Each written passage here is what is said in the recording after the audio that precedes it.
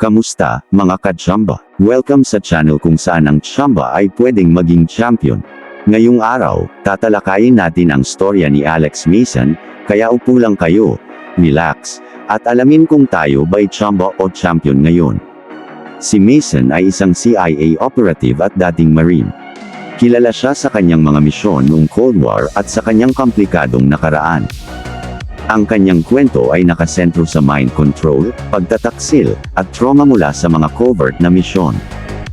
Hinihimok siya ng mga multo ng kanyang nakaraan, kaya isa siya sa mga pinakakomplikadong karakter ng CODM. Ayan, tapos na tayo mga ka-Chamba.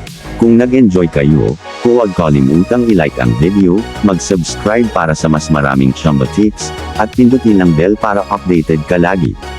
Hanggang sa susunod, mga ka-Chamba, tuloy lang ang Chamba, tuloy lang ang laban.